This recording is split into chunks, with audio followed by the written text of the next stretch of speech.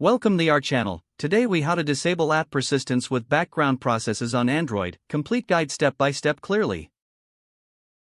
To disable app persistence with background processes on Android, start by unlocking your Android device. Locate and tap on the Settings app in your app drawer or on your home screen.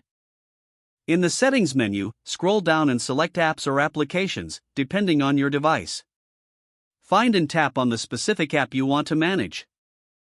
In the App Info screen, look for the Battery or Battery Usage option. Tap on Battery to access the app's battery management settings.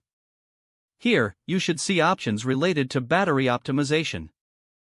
Select Battery Optimization or Background Restriction to adjust how the app behaves in the background. Choose Don't Optimize or adjust permissions to restrict background processes. Return to the App Info screen and look for Permissions. Review the permissions required by the app and disable any that are not necessary for its operation. Next, go back to the main Settings menu and select Developer Options. If Developer Options is not visible, go to About Phone, find Build Number. In Developer Options, scroll down to find Background Process Limit.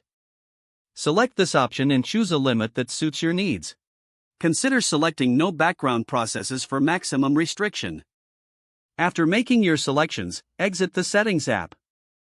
For additional control, you can also turn off notifications for apps that you want to restrict. To do this, go back to the App Info screen and tap on Notifications.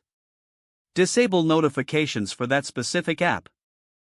Finally, restart your device to apply all changes. You have now successfully disabled app persistence with background processes on your Android device. If the page does not load, refresh the browser or try again in a private or incognito window. Make sure you are using the correct email address, then retype it carefully to avoid small typos. If your password is not accepted, use the Reset option and create a new strong password you can remember. Check your spam folder for verification or security emails, then complete any requested confirmation steps. Enable two-factor authentication if available to improve account security and reduce unauthorized access risk. After signing in, review your profile details so your contact information and settings are accurate and current. If you see an error message, note it down and try again after restarting your device and internet connection.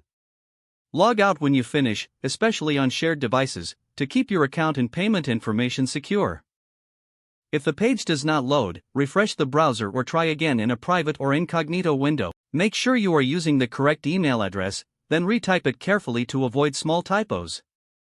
Don't forget to like this video and subscribe to our channel for more step-by-step tech guides.